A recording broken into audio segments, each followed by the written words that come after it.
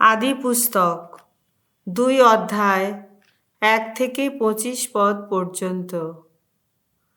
আকাশ ও পৃথিবী এবং এই আকাশ ও পৃথিবীতে বিন্যস্ত যা কিছু রয়েছে সেই সব কিছুর রচনাকর্ম ওইভাবেই সমাপ্ত হল।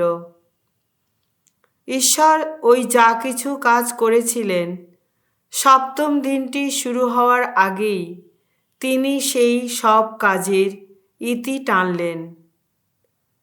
তিনি ওই যা কিছু কাজ করেছিলেন তা করার পর তিনি সপ্তম দিনে বিশ্রাম নিলেন। আর তাই ঈশ্বর সেই সপ্তম দিনটিকে আশীষধন্য করে পবিত্র একটি দিন করে তুললেন। কেননা তিনি যা কিছু সৃজনকর্ম করেছিলেন তা করার পর তিনি সেই দিনে বিশ্রাম নিয়েছিলেন। আকাশ ও পৃথিবী যখন সৃষ্টি হয় তখন যা যা ঘটেছিল ওই তো তার কাহিনী। প্রভু ঈশ্বর যখন আকাশ ও পৃথিবী গড়ে তুললেন তখন পৃথিবীর কোনো জমিতে না ছিল কোনো ঝোপঝাড়, না জন্মেছিল কোনো উদ্ভিদ। কেননা প্রভু ঈশ্বর তখনও পৃথিবীর ওপর বৃষ্টি নামিয়ে আনেননি, আর মাটি চাষ করার জন্যে কোনো মানুষও তো তখন ছিল না। তখন পৃথিবীর বুক চিরে এক প্রবল জলধারা উঠে এসে সব জায়গায় মাটির ওপরটা ভিজিয়ে রাখত। এক সময়ে প্রভু ঈশ্বর মাটি থেকে ধুলো নিয়ে তা দিয়ে মানুষকে গড়ে তুললেন এবং তার নাকে ফুঁ দিয়ে তার মধ্যে প্রাণের নিঃশ্বাস জাগিয়ে তুললেন। মানুষ তখন হয়ে উঠল সজীব এক প্রাণী। তারপর প্রভু ঈশ্বর পূব দিকে এদেন নামে একটি স্থানে গাছপালা পুঁতে একটি উদ্যান তৈরি করলেন। তার গড়া সেই মানুষকে তিনি সেখানেই রাখলেন। প্রভু ঈশ্বর সেই উদ্যানের মাটি থেকে এমন সব গাছের জন্ম ঘটালেন যে সব গাছ দেখতে চমৎকার, যেগুলির ফল খাদ্য হিসাবে ভালোই। উদ্যানটির মাঝখানে তখন বেড়ে উঠল জীবন বৃক্ষ, আর সেই সঙ্গে ভালো মন্দ জ্ঞানের বৃক্ষ। একটি নদী এদেন থেকে উৎসারিত হয়ে উদ্যানের মাটি ভিজিয়ে রাখছিল, আর সেখান থেকে 4টি ধারায় বিভক্ত হয়ে প্রবাহিত হচ্ছিল।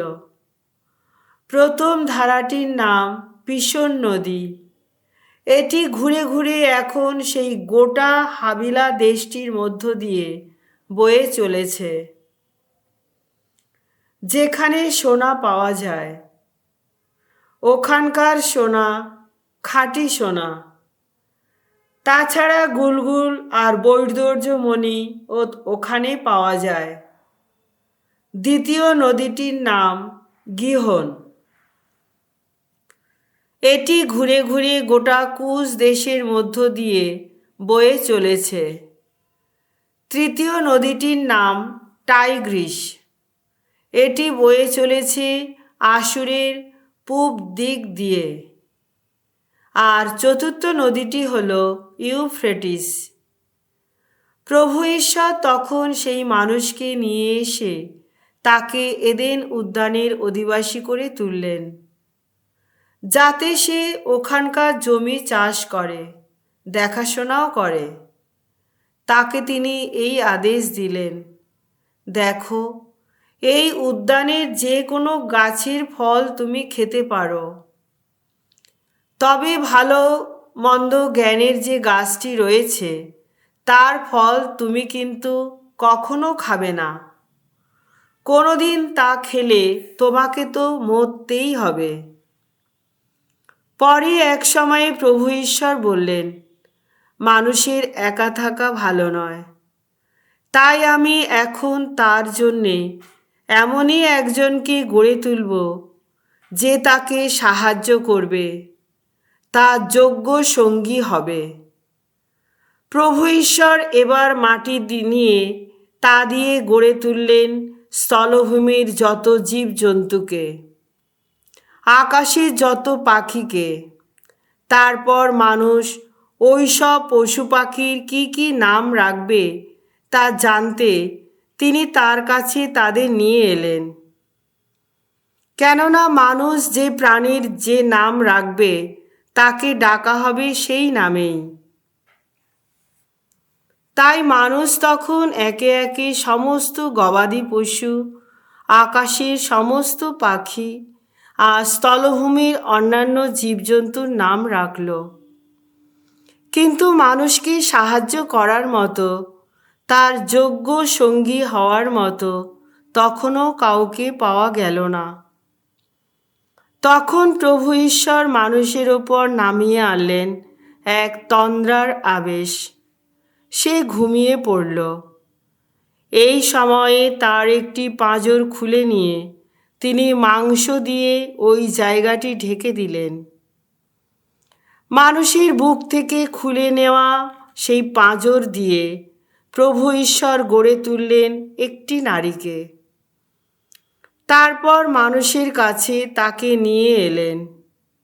তখন মানুষ বলে উঠল, শেষ পর্যন্ত এই তো আমার অস্থির অস্থি, আমার মাংসের মাংস, এর নাম হবে নারী। কেননা নরদেহ থেকেই একে তুলে আনা হয়েছে। সেই জন্যে মানুষ তার পিতামাতাকে ছেড়ে নিজের স্ত্রীর সঙ্গে মিলিত হয় এবং তারা দুজনে এক দেহ হয়ে ওঠে। তখন মানুষ ও তার স্ত্রী দুজনেই ছিল উলঙ্গ, আর তার জন্যে তারা কোনো রকম লজ্জাও বোধ করত না।